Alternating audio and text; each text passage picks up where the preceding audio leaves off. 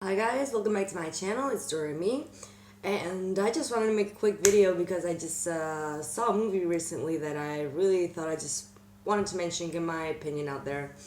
And not to say I saw this movie the same day I saw the Lego movie and Outrage. So I can't compare it as absolutely nothing to do with those other movies. Leave a like or comment if you'd like to hear my opinion on those.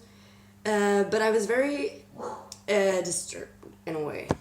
I was sort of torn on this movie because it's not that it's not good. It's a fun movie. It's got good music. The animation is fabulous. I will say this just right off the bat. I think it's one of the best 2D animations, and this is kind of where I want to go with this. This is what I've mostly heard about this movie, that it was risky, that it was very brave to try this 2D animation, where now animation is all 3D and even stop motion. And I will agree. I will agree that as a young Disney fan, I miss that sort of vibe, and it was really well done, and it was beautiful. It was a really good movie, but it I didn't know if they were trying to copy absolutely every other single Disney movie ever. Like, I don't know if they were doing it on purpose, or it was like they were trying to do an homage, or I don't know, because it's like the princess, her smile was like I don't know, like Jasmine's. Her hair was like blah blah blah. The difference is she was African American and like her skin color. But I know the frog is just like the frog in The Sword and the Prince. The alligator and the firefly were like Mushu, and the cricket from Mulan, or it was Baloo. It was like the Jungle Book. There was even a scene where they were in the river and they were playing like this jazzy song, like, and it was like, sorry, I don't know the name in English now. Like the Buscalo más vital no más. The Bare Necessities song. It was just like that, and I remember all the critics saying that it was like, oh, great music, like, oh, New Orleans style, and well, yeah, a lot of Disney movies have that sort of jazzy music. That's what makes them so great, and I don't know. I just felt that they were reusing so much. Like the crocodile, it looked a lot like the crocodile from Peter Pan. I acted like Baloo. He was like floating up in the river, and I don't know, the redneck sort of firefly character, cute, but it's like I saw it and I'm like, oh, this is like in scary movies when you get that old guy that always just explains the story just in time enough to die when you need him and you start liking him. That was fine, but I feel that's like a trick that Disney's also pulled on me.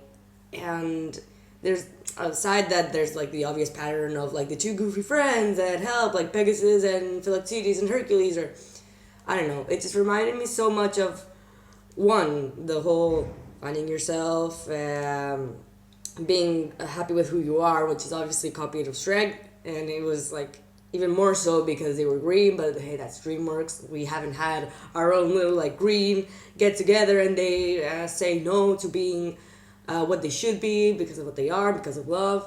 I think that's like good. I think that's a good idea. I think that's a good motto. Except she always ends up like all Disney princesses, like not being what she wants to be for a guy. She wanted to be like a strong, independent woman, and in the end, everything gets kind of mixed up with a guy that's just like Prince Eric, sorry, from The Little Mermaid, except darker skin, and a bad guy that's just like Jafar. I mean, it's like Prince and Jafar. Okay, I get the whole Prince reference, how it's purple, but he acted like Gecko Khan in The Route to El Dorado when he was like with the whole voodoo tiki things, which I thought the animation was very bad in that section compared to the rest of the movie. And it was like the puppeteer from Pinocchio. He's like the same guy. Oh, like the whole sell your soul to me thing. Like when Jafar was the old guy and ends up betraying them. I don't know. I kept looking at it, and scene by scene, it was just like, oh, this is like that. Oh, this is like the other one. And I thought they were like doing it not on purpose, but like consciously. And I started looking at reviews, and no, it turns out that everybody thinks this is the best movie from Disney since forever, and the music, and I'm like, are you serious? I don't know. It's like the music's from Bremen, no, the crocodile that wants to play jazz with the humans. Oh, that's a cool costume. I get it. I get that it's like funny and everything, but it's like that's another story. You're putting like all the stories in one. and trying to sell like, oh, since she's African American princess, it's this great new thing. And it's like, well, no, the only princess that actually has done what she wanted.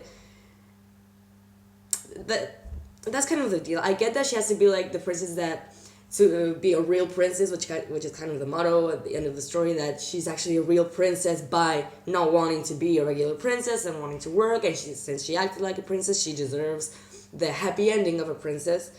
But that's not the one she chose. That's what I'm saying. All of the princesses actually have to end up sacrificing something to get that happy ever after, which is maybe not what they were actually looking for. Like, even Fiona has to like be against her husband who wants, no, in the second movie of Shrek, he wants to turn into a human, and she's like, no, I loved you how you were. And but still she has to be like mad with her parents. There can't be like a real happy ending. And with this one it was like, okay, you've done nothing right, you've chosen that you don't want to be like the typical princess, but we're gonna give it to you anyways because you deserve it. I think that was like this, not stupid, I don't want to say the word stupid, but I don't know, I felt that it didn't fit for me. I didn't find that it was what I was looking for, because I don't know, like with a Little Mermaid, it was the same. Okay, you get to get the prince, but you're not a mermaid anymore. You have to get away from your entire family, or I don't know, with Mulan or with a lot of other movies, you don't know how it ends, and they really acted like, I don't know, in case of Mulan or Pocahontas, they acted like princesses, but in the end, it's always like, oh yeah, but you get to be with a guy. I don't know, I kind of feel that it goes kind of against her character. I remember, like, with Pocahontas, it's the opposite, that she has to give up being with men that she loves to stay with her family.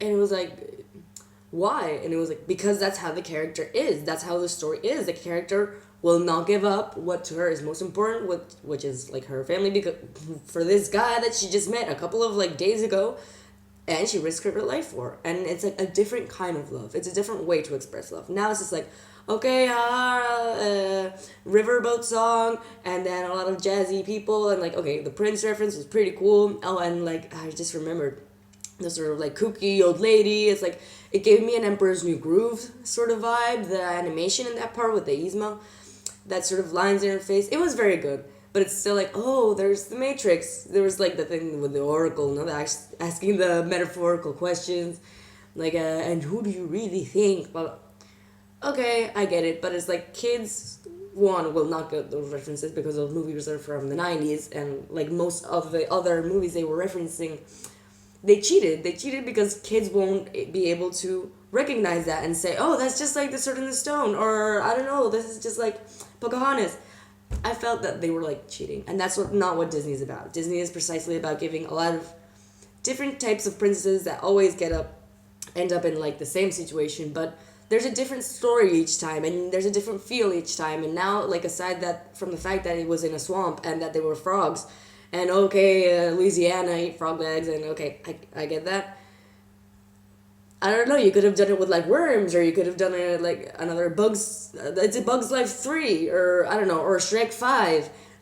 I don't know, I feel they got very redundant just with the excuse that they were going to use 2D animation, which did like save the movie. If we were going to talk about positives of the movie, I would absolutely say that the animation in it was awesome, and that the music was very good. But I can say that I've heard those notes before in just like The Jungle Book, or a lot of different Disney movies that had that sort of feel. With Robin Hood, I think there was like a scene where there were like some rhinos or something like that, and they were just like the rhinos in Robin Hood, or no, the scene where they were like in love and in the swamp, and there's a lot of fireflies and they start flying around with the music in the back. That's just like Robin Hood.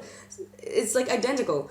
So I feel like, I don't know, it was like a cheap trick to try to pull, and I don't know, I really wanted somebody else's opinion, because all the opinions